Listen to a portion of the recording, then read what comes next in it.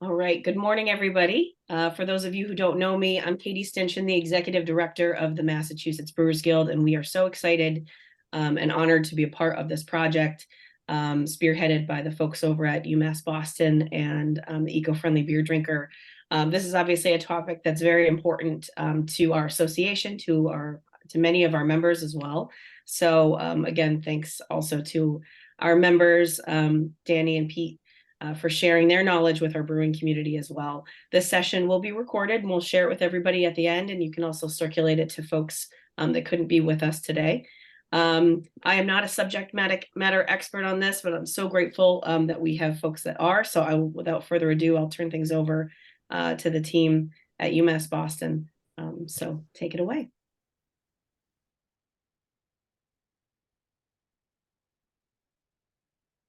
Oops. All right, there we go. Good morning, everyone. My name is Vesela Veleva, and I'm the contact person for this project and grant. I wanted to start first thanking EPA for supporting the work, the Office of Pollution Prevention. This wouldn't have been happening without their support. And as you can see on the slide, the work involves two main aspects. One is technical assistance for breweries that are interested in reducing their energy, water, materials use, and the other one is launching a green recognition program. So we're working with our partners in New England, and I see some of our colleagues here to launch a whole New England green beverage recognition program, so stay tuned. We have our contact information right now, working to update UMass Boston information and list all the brewers that have participated. I'm a faculty in the Department of Management. I have background in pollution prevention and cleaner production, and I'm also MBA program director and co-director of the Center for Sustainable Enterprise and Regional Competitiveness. You can see at the bottom, CERC.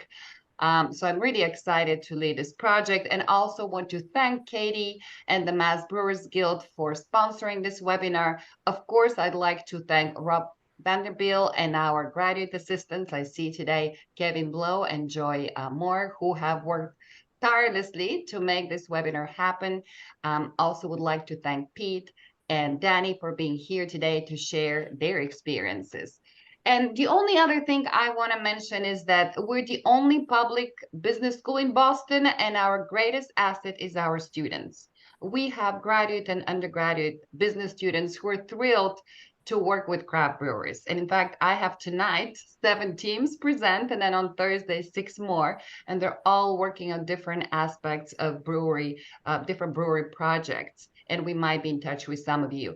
But those students are ready and available to help with any ROI calculations, benchmarking, for example, giving your data, and then they use the Brewers Association tool, with any other research about incentives, comparing the ownership of electric van versus regular conventional van.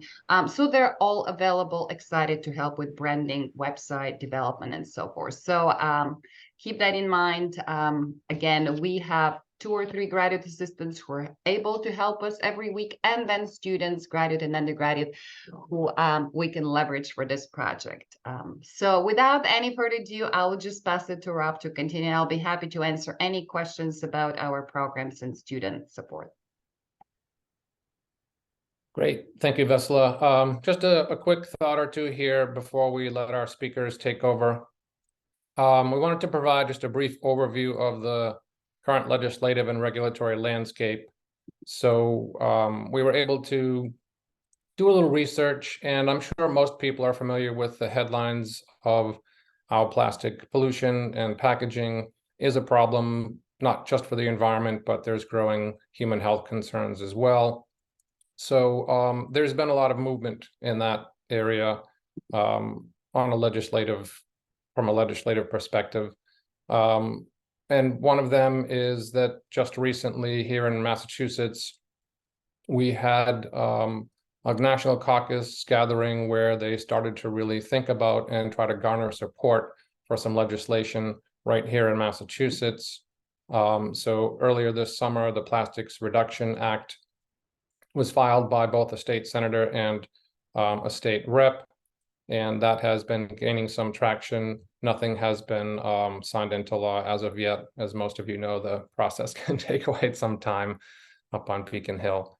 But it seems like things are headed in that direction. Something that did actually happen just a couple of months ago was our governor here, Maura Healey, actually signed an executive order banning the purchase of plastic bottles by the executive branch. I believe that was sort of a first of its kind. So again, I think things are really headed in this particular direction.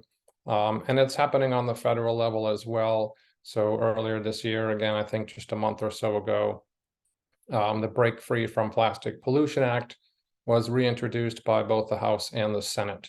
So I guess the takeaway here is that there are some headwinds regarding single-use plastic packaging. And I think that forward-thinking and eco-conscious business owners and breweries are going to want to start really thinking that through and figuring out what are some potential ways to reduce their plastic pollution. Okay, so next then we will turn it over to our two speakers. We're really excited to have them both here. And we're going to start with Danny Babineau. She's the co-founder and CEO of Redemption Rock Brewing. And as she'll probably tell you, she wears a lot of hats these days, including that she's a new mother. So we really thank her for taking the time here to be with us. Take it away. Thanks, Danny. Cool. Yeah, thanks, Rob. Thanks for having me today. As says, I co-founder and CEO of Redemption Rock Brewing Company. We're a small, just under 1,000 barrels probably this year, brewery in Worcester, Massachusetts, with about significant tap room more than anything. We are kind of increasing the amount of wholesale and packaged product that we do. Still do a lot of draft in the tap room. We started canning in November of 2019, luckily, and started wholesaling June of 2020. I think we started using E6PRs sometime in 2021, if I remember correctly. But yeah, so we are a certified B Corporation, which if people aren't super familiar with that, it is a certification process for environmental impact, but also there's kind of a few categories, including workers and community impact, as well as environmental impact. So it's meant to be pretty all-encompassing as far as different ways that you could run a socially and environmentally responsible company. And we're actually going through the recertification process for that right now. And yeah, I mean, so if people aren't familiar with it, some high profile ones, Patagonia, Ben & Jerry's, Sierra Nevada is probably the biggest brewery, and the Alchemist up in Vermont as well are kind of more recent breweries that have certified. So yeah, some of the focuses in the environmental side that we've done have really been around waste reduction. We put together a pretty simple but comprehensive waste tracking plan so that we knew exactly how much we were putting into landfill versus recycling versus compost. And we actually, our first year in business, were able to bring Black Earth, which does composting, out to Worcester. We didn't really have any options in Worcester for commercial composting. And so we were able to find them other customers and make it worth their while to come out to Worcester. And they also do residential now out here as well. So that was kind of a big one for us in that first year. And then just kind of trying to be really responsible in how we make decisions around when we're purchasing products, using paper bags, using, as much reusable or recyclable packaging. We do coffee as well. So trying to be conscious about using compostable products there too.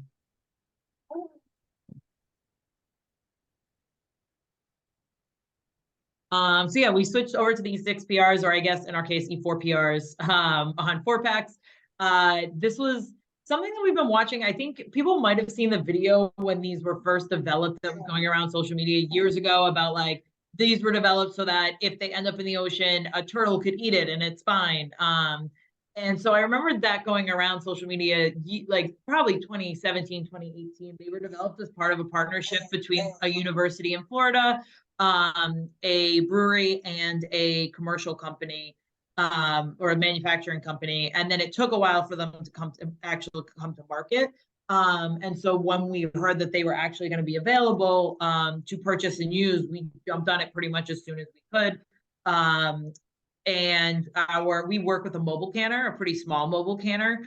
So that they were really helpful in facilitating that for us. And so they carry those specifically for us. And they've been really helpful in kind of figuring out the ability to put them on the 4-pack lids and kind of bringing up a machine to do that I think E6PR then actually based some of their machines. Yes, State 64.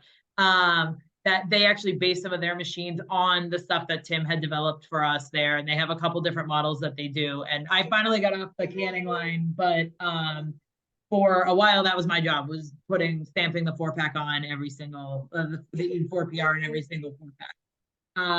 But yeah, they've been a great add-on for us. I think that, it makes our cans more recognizable out in the market for people who know that we use them. We've had really great feedback from a lot of customers as well, whether it's wholesale customers or end users that really appreciate that. We have customers that come into the tap room and buy beer from us specifically because they are going zero waste when it comes to plastic, which is really cool. And yeah, there's been a few iterations as far as they've done a few redesigns and tried to make them a little bit more efficient. For a little while, we were having some problems with cans falling out of the 4-packs. But they seem to have gotten a lot better with that. And so they've kind of been doing redesigns along the way and kind of improving their process and their product design as well. And so we really have very little issue. I think the main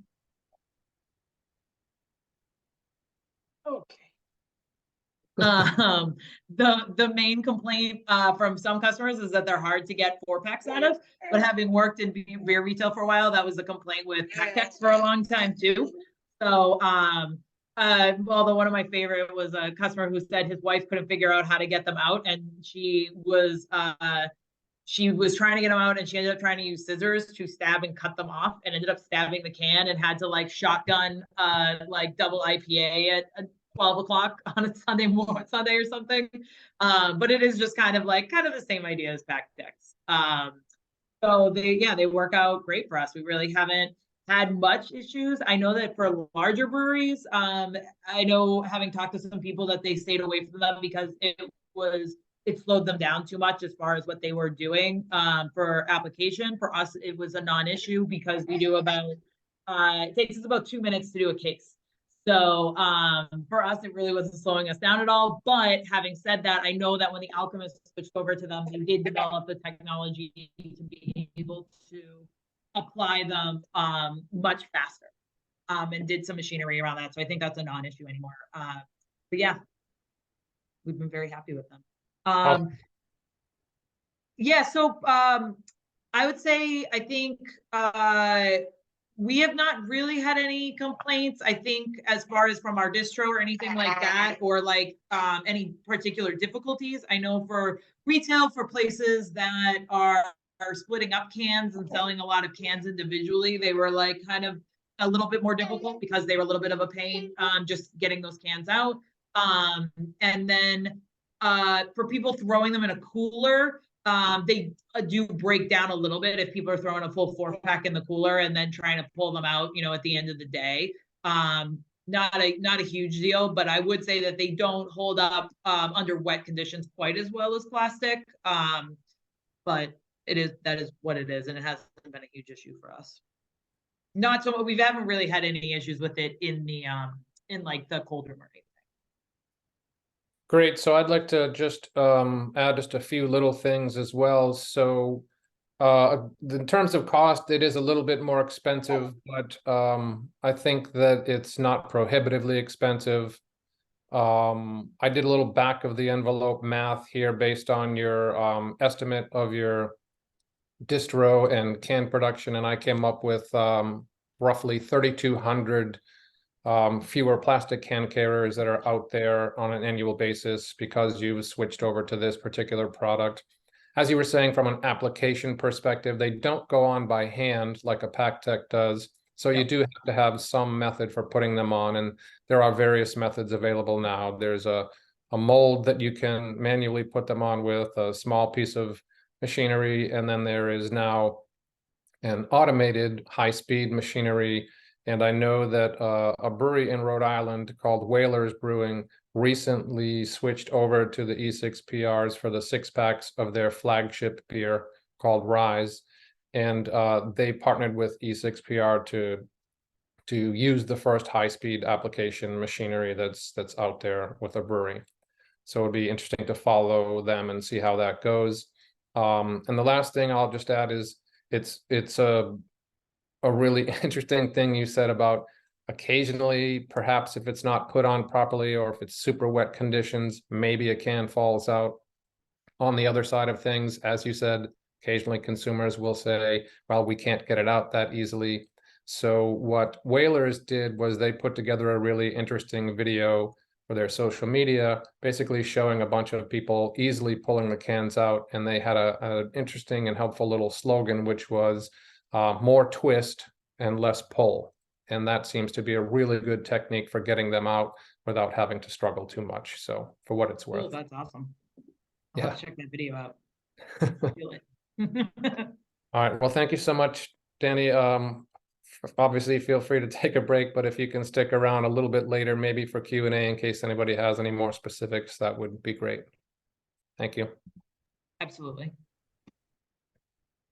All right. So our second featured speaker today is Pete Weaver from Untold Brewing in Scituate. He's head brewer and sustainability lead there. And I will just have to say that one of the more exciting pieces of news from them recently, for me as a consumer who is a little bit unique, they brought back their refillable growler program. So I was pretty excited about that. I know that not a lot of consumers are using refillable growlers these days as much, but I still do. So welcome and thanks, Pete. Sure, yeah. Thanks for having me. Yeah, so I'm the head brewer at Untold. I've been here at Untold since we opened 6 years ago, so I've sort of seen our packaging specifically grow from like a mobile canner for a few months to our canning line to now canning a few times a week, lots and lots of cases, lots of pack techs. We try to kind of think everything with like an environmental conscious point of view because it's important to have that as part of your business model. I sort of think of it as we're putting a lot of these products out into the public, so we want to at least take a little bit of responsibility for what we're producing. Um, which mainly is probably cans, pack techs, and some other consumables. And breweries, and just to back up a little bit, my education background is in sustainability. I have a master's in sustainability science. So it was a good segue for me because breweries are the perfect business to be able to apply like real life sustainability practices because they're so based on consumables that it's easy to track those and try to reduce what you can in whatever department you can. Yeah, so we try to think about everything in an environmental way. We have reduced our water usage a lot. We've reduced our CO2 usage a lot, and some of those other things. But mainly over the last probably 5 years, we've been working on reducing our packaging material or reusing it. Yeah, and we'll just get into the pack techs. Oh yeah, so do you want to talk about the pack techs first or the Yeah, I just wanted to mention it here that you had this grant, but you can talk more specifics about the actual pilot program that you put into place with it. But the Mass DEP Reduce, Reuse, Repair Grant is a very useful grant that any small business is eligible for. So if you have an interesting idea on reducing, reusing, repairing, it might be worth your time to think about applying. And obviously reach out to us or to Pete, who successfully did apply for and get awarded one of those.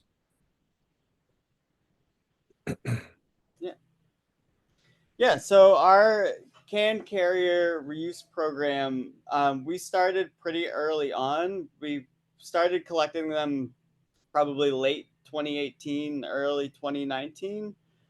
We just started canning so much and we were using so many pack techs that we were just thinking there has to be a way to bring some back, not necessarily from like cost perspective, but more from just we're using like volume wise so many of these. So I looked into it a little bit first, and I saw that PackTech has some bins that they can send you, and you can collect them. But there wasn't that much information other than that, and I tried to get some bins from them, and that didn't work out quite well. So we just ended up buying our own bins and kind of just starting to like spread the word that we are collecting the PackTechs back. I think one of the challenging aspects of it that some other breweries have had is cleaning them. We found that our front of house dishwasher works great. It's just super hot, sterilizes them. It doesn't like warp the material or anything like that. It's pretty, they're, I guess, unfortunately, pretty durable and made pretty well. So they get cleaned really well through there. And then our taproom staff just sorts them and we reuse them. So we counted them for a number of years, and we counted them up to, I think, probably just after like COVID, like we reopened from there. And that first count, we had gotten back 60,000 PackTechs. So that's the equivalent to 76 cases overall, which is about like if you say you reuse 70 to 80%, it's probably $8,000 savings over a few years, which is a lot, especially thinking of like packaging material, because like standalone they're not very expensive, but put together then it adds up. So we counted them up to around 60,000 PackTechs, and then after that we realized that counting them ended up being a little bit of like a pain point for the folks who are cleaning them. So we just figured we'd just stop counting them because we'd rather keep doing as many as we possibly can, and keep the program growing rather than like make it harder to do. So we already proved that it's worth doing.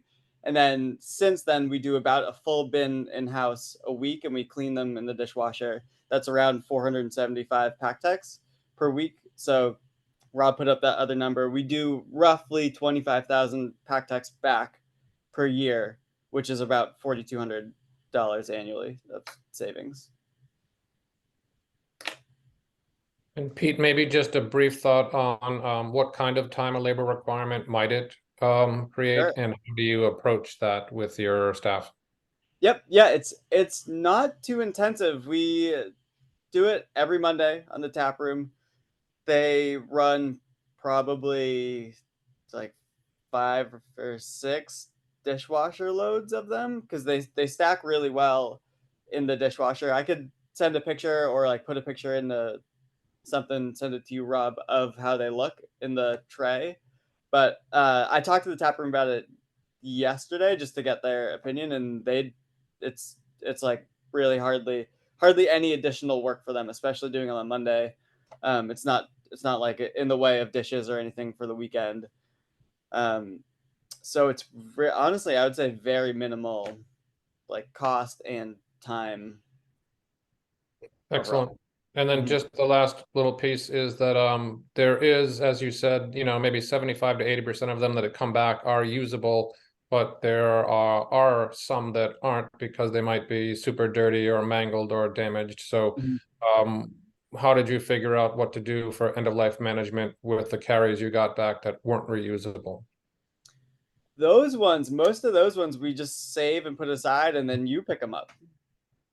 So I think it's it's where did we? You remember better than I would where most of those have gone.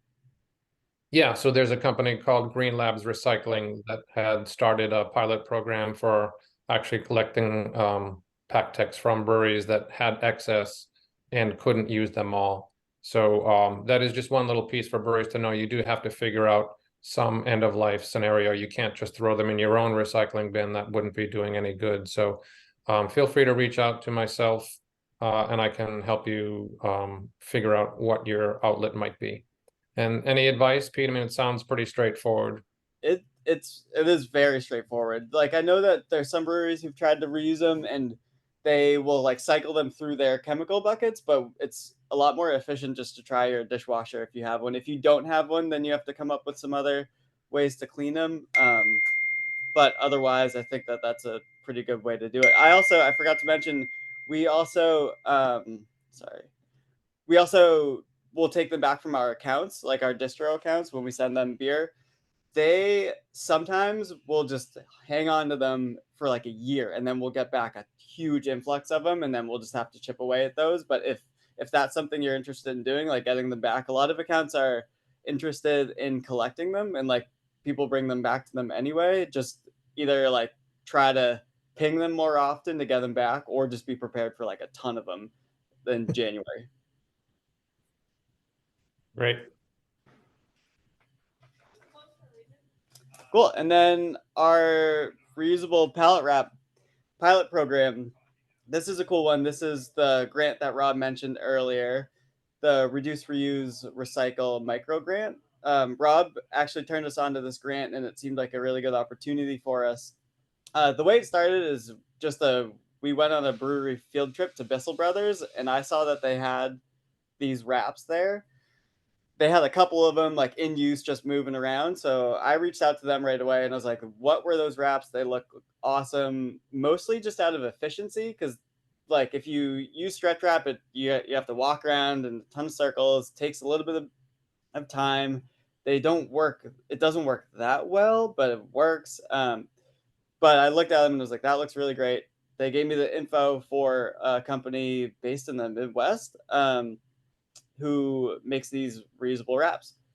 So we applied and were awarded $3,000 for the grant to do a pilot program. So over the course of about a year, we tracked our usage. So we were able to buy 14 full-size wraps, which the dimensions I can send over, but the full-size wraps are enough to be able to cover 80 cases of cans, which is like roughly 60 inches tall, maybe. I think maybe a little bit less, 52 inches or so.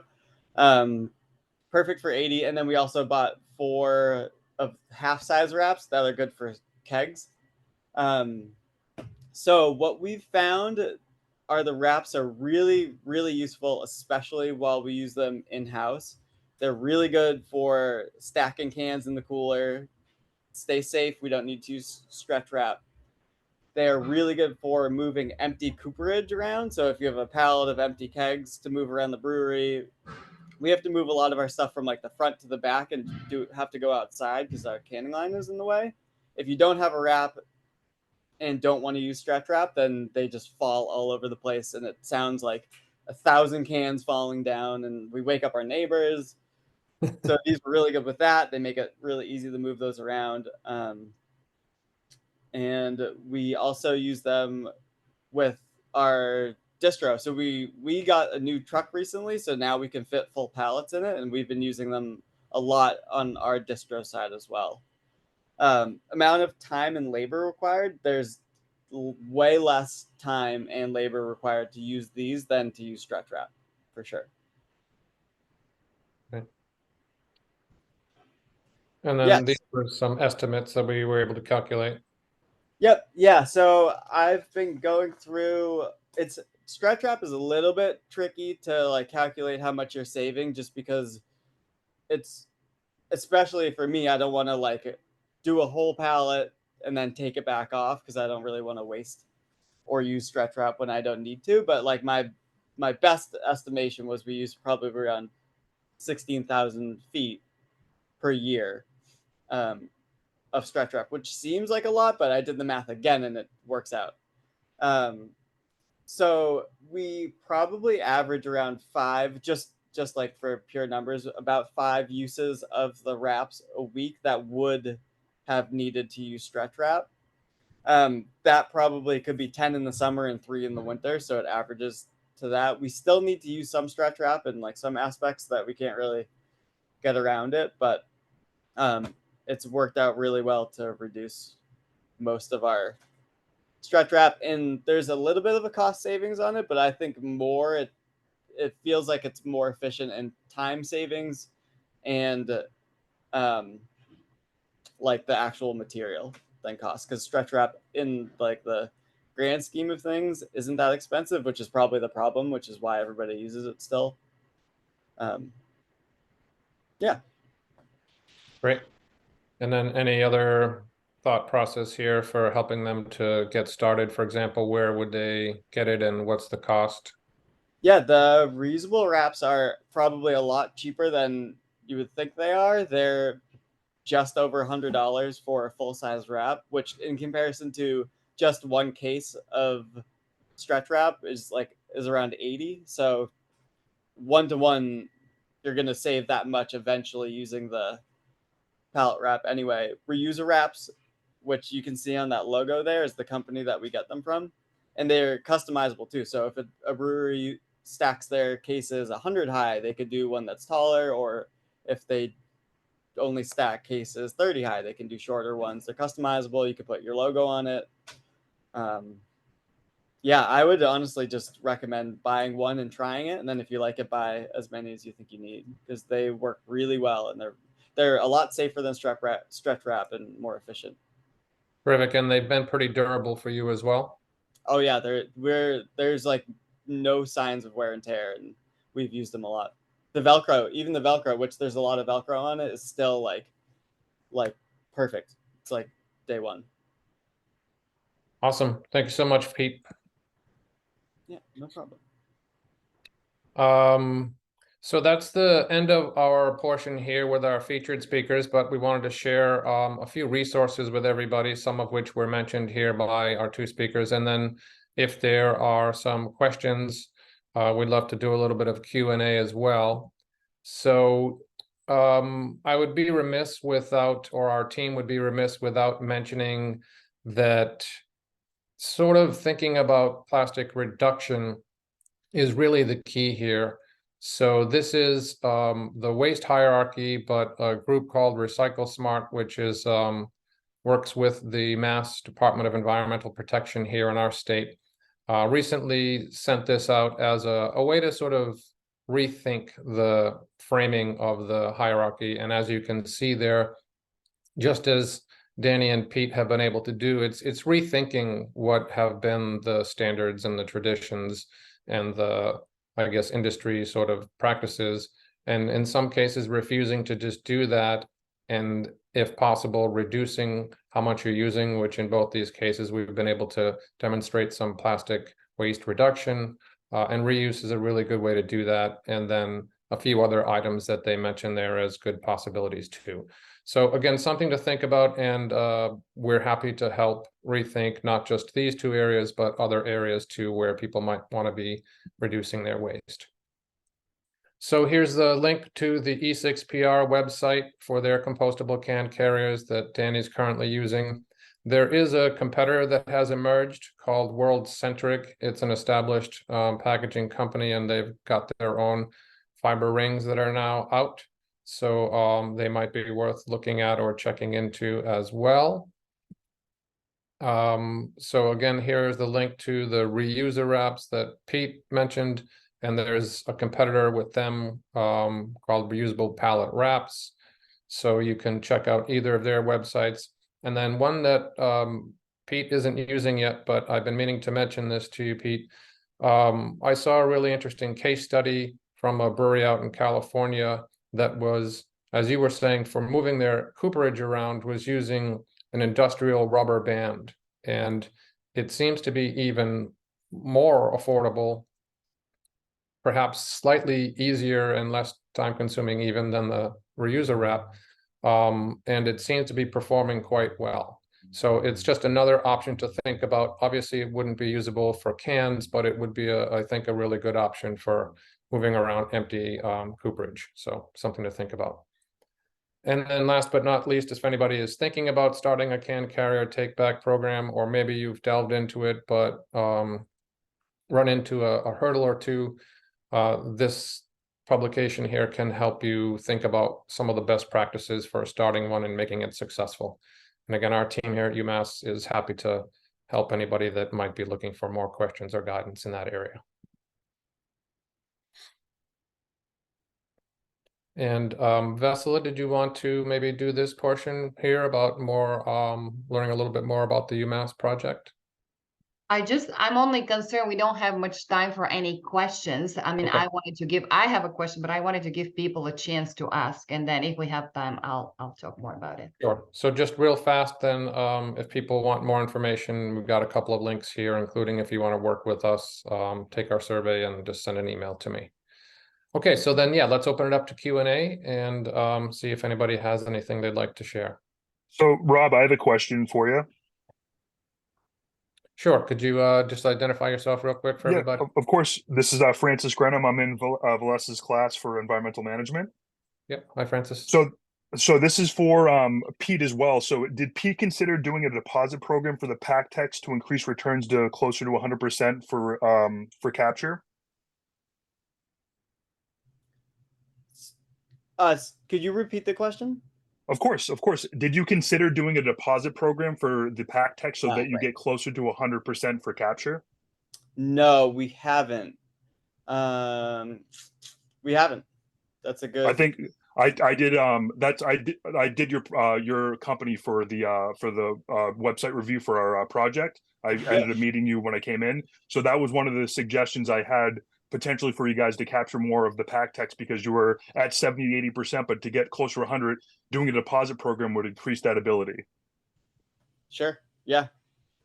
Yeah, it is an interesting concept, and I know that there's at least one other small brewery in Massachusetts that has successfully done that. And although we have sort of specific laws around happy hour here in the Massachusetts, other states and other parts of the country can actually offer consumers like a free beer, for example, if they bring in 25 or more of their can carriers. So it's really interesting. You do have to figure out the logistics and make sure you're not breaking any laws or anything. But a straight sort of redemption program for them, yeah, that could work. Yeah, and I mean, that's related to my question, like, how did you even begin communicating about this initiative? Sure. And do you get mostly from your distro or from your customers? Do you think this brings more repeat customers because they like it? If you just want quickly to respond. Yeah. Sure. Yeah. We get most of ours back from our customers. They love that we do it. They all tell us that they love that we do it. A lot of it just came from us thinking that we should probably try to take them back, and also people just bring them back anyway. Like they'll say, "Hey, I have this stack," and it's not necessarily like some of it's our beer, some of it's not our beer. The stack of carriers, I don't know what to do with it. I think that it took a long time for people to know that they're not recyclable, and I'm sure that there are plenty of people who still don't know that they're not recyclable just because like you hold plastic and you just assume it's recyclable. But I think we like got that word out a little bit, and we put some signage up and things like that that we take them back. So we've just offered like an alternative for them, and we get a lot back from that. Yeah, and I think not having them around people's house is a pretty good incentive for them. They're like, I have this big stack. I don't want to just keep moving it around. I don't know what to do with it. So they bring it back. Yeah, to add on to that, I think that consumers are becoming much more aware in the last few years about the realities of plastic recycling. And so they are thinking a lot more about the different plastic objects that they come into contact with every day. And then, as Pete mentioned, his brewery was pretty early on with spreading the word and using social media as well. And I will say that a colored stack of pack text does make for a reasonably good picture on social media. Yeah, no, that's great. Thank you so much. And we know from academic research that consumers want to be engaged and empowered. They want to do something, but don't know how. So the fact Yeah, that you exactly. give them this opportunity is good for you and good for them. And I mean, win-win financially for the environment. So it's a great example. Thank you. Yeah. Terrific. Any other questions from anybody?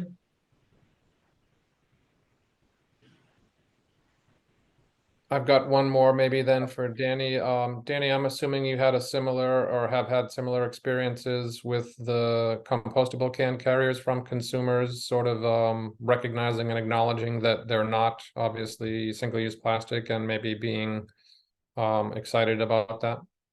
Yeah, definitely. I was saying we've gotten a lot of positive feedback from both like retail locations that are like excited that it's something that they can communicate to their customers, as well as from customers in the tap room who it really we get comments on it probably daily about people who are like, we really appreciate that you do this. And so, yeah, it's definitely been something that sets us apart a little bit, and that it, you know, resonates with our customer base. So if you want to go back to the other slide, I'll say a couple of words, if there's no more questions at the moment, about, you know, how we can assist and what's coming up on our website. Sure. So I just want to take this time, unless there's any other questions, to mention that we're available to assist any brewery. We're based in Massachusetts, but we have partners in the other states. I see some of them on this webinar. We have included Rob's information, working right now to update our center website, which is umb.edu/circ,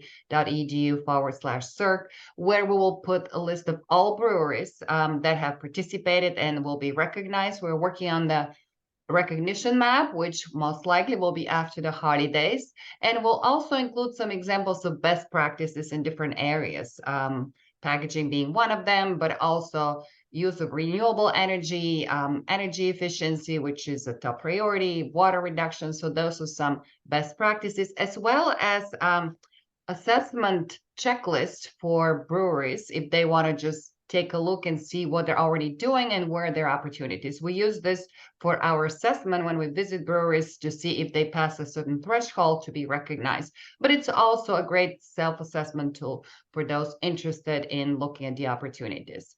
And I know that Katie Stinson is also planning to include some of those best practices and resources on the Mass Brewers Guild website when they're completely ready. So we're now working to leverage our students. You can see this is my class from last year.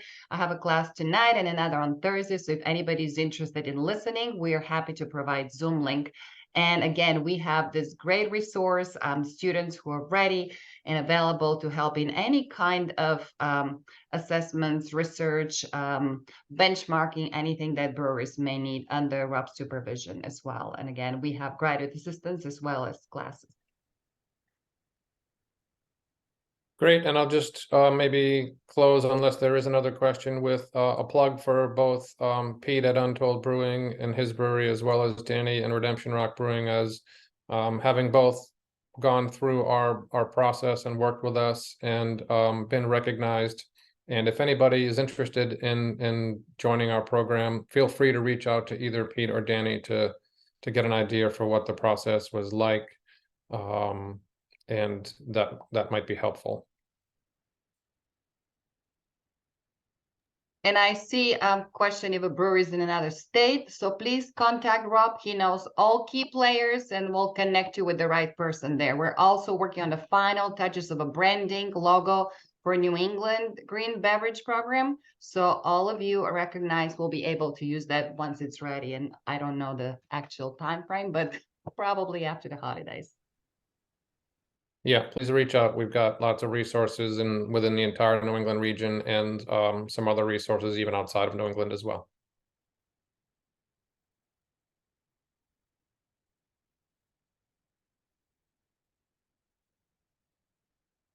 Great. And for our members on the line, as Rob alluded to, once the resources are ready, I will add them to the resource center on our website, and I'll also include a link to them in a newsletter and in our closed Facebook group for breweries. So just keep an eye out for that, and I'll certainly let you know when it's all available so you can dig your fingers into it and make the world a better place.